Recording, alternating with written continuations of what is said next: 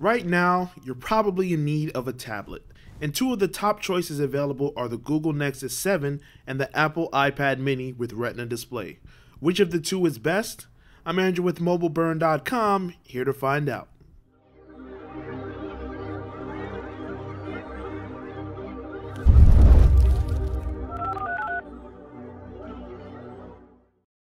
First of all, when deciding between the two tablets, you have to consider what type of person is likely to enjoy each the most. The iPad mini is geared more towards the media consumer, gamer, and app conscious. It has a wide array of content and is designed to meet the needs of people who are really locked into the Apple ecosystem. They're the type of people that use their iPhone on the go, the MacBooks at work, and of course the iPad and all other areas in between. The Nexus 7, on the other hand, runs the Android operating system from Google, which is of course capable of many of those same things, but the difference are in the app choices and the flexibility. Android by nature gives you more choices, so if you don't like what Google has to offer, you can easily find a replacement and set it as the default app for that activity, something you can't really do on an iPad. But we'll get back to the differences in software in a minute. For now, let's just focus on the hardware. You may have noticed that the two devices are about the same height, but the iPad is actually wider. That's an annoyance when you're watching video, but it's beneficial when you're reading the web or ebooks. The iPad mini has an IPS display that's 7.9 inches with 2048 by 1536 resolution, which comes to about 326 pixels per inch. That means it's going to be clear, bright, beautiful, and sharp for text. The Nexus 7 has a 7-inch screen that's 1920 by 1200 or 323 pixels per inch. Now, those little differences in pixel per inch don't really mean anything because both of these are fantastic displays. You'll never really notice a difference in terms of the quality of the text shown, so it's really a matter of preference. With the Nexus 7, the colors look a little bit better to me, but the iPad mini offers more screen real estate. As for the body of each device, the iPad mini has an incredibly light feel and an aluminum background with slanted metal edges. You'll know that you're touching a great device when you're holding the iPad mini, and you'll really appreciate it. The Nexus 7 also feels fantastic despite being made of plastic. Oh my god, I didn't realize that rhymed when I wrote it. Oh, that sounds terrible. Anyway, the tablet has a matte finish on the back that's smooth and retains very little moisture, and the ceramic buttons on the side for power and volume controls are very responsive as well.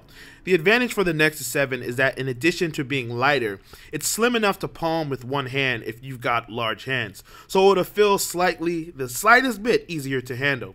The rest of the specs have little to distinguish between the two devices from each other.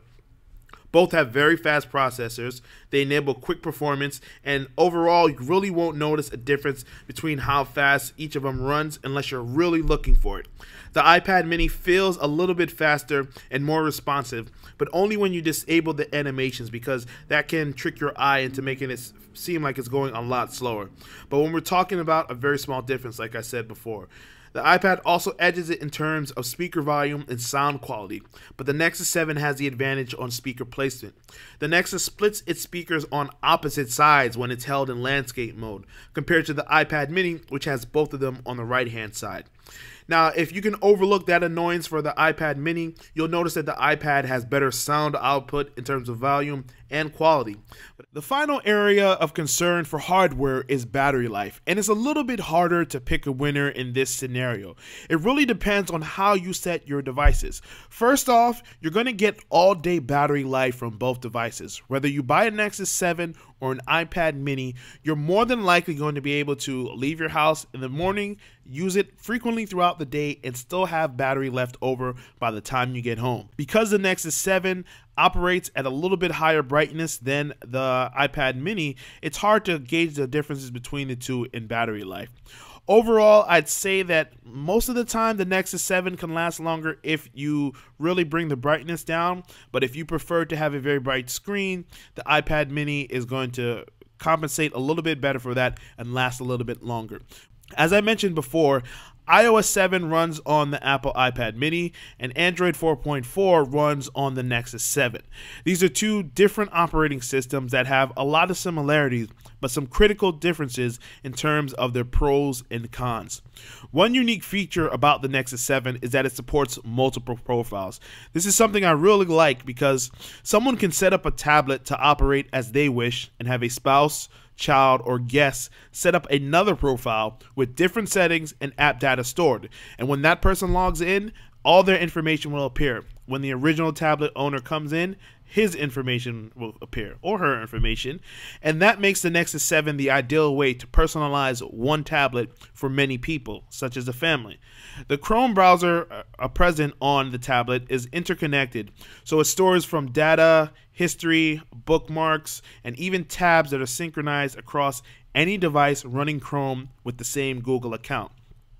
The iPad mini is capable of this as well with Chrome for iOS, but it's slower than the default Safari browser, and Safari in general is faster than Chrome even on a Nexus 7. When you run benchmarks, you're more than likely going to see, and even just your regular eyeball test, you're going to see that stuff tends to load faster in Safari. Now, Safari also offers you the ability to have an interconnected system if you're into the whole Apple, the whole mind state that they have.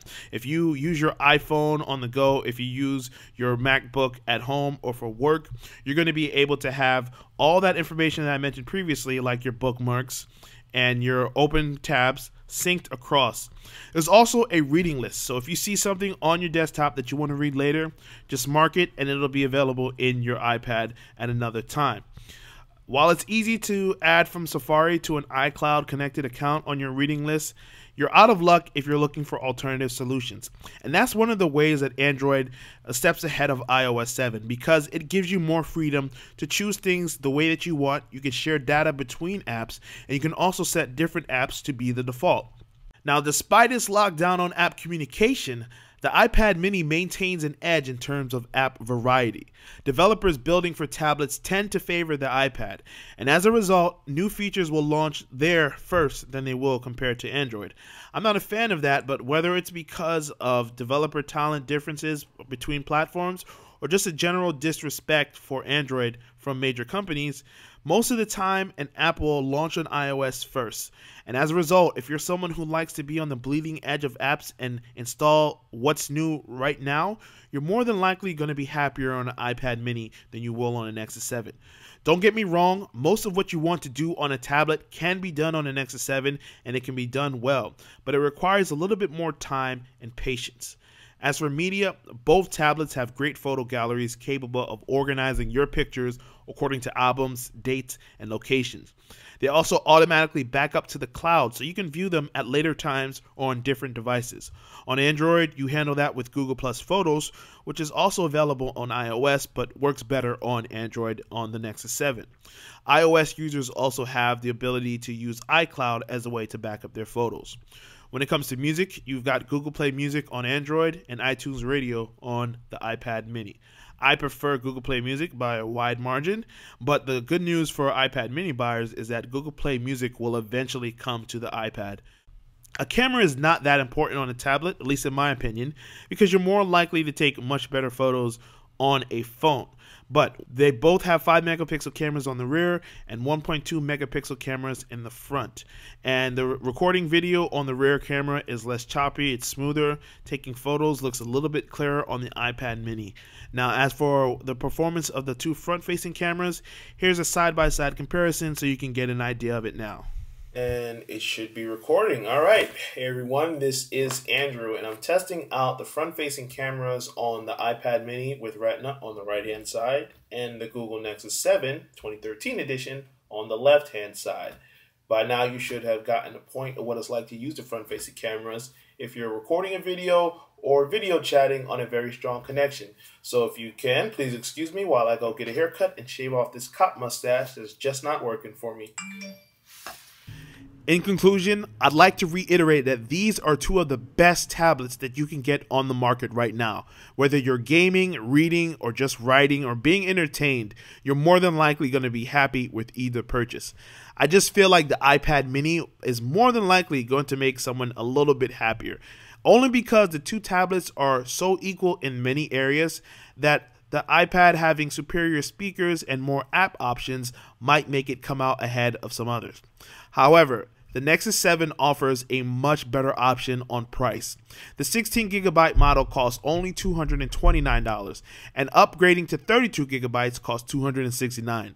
Compare that with the iPad mini with retina display, which costs $399 for 16GB and $499 for the 32GB. That's a huge difference, and the price discrepancy really doesn't warrant that much of a difference in my eyes. Unless someone is an Apple devotee or very app conscious, I would recommend purchasing the Nexus 7. It offers the same specs and performance that are capable of standing up to the iPad mini, and it does it for a considerably lower price. Like I said, the iPad might do some things better than the Nexus 7, but one of those things it doesn't do better is go easy on your wallet. I hope this video was helpful in making a decision, and if so, feel free to click like and subscribe so you can see some of our other reviews. Until next time, thanks for watching.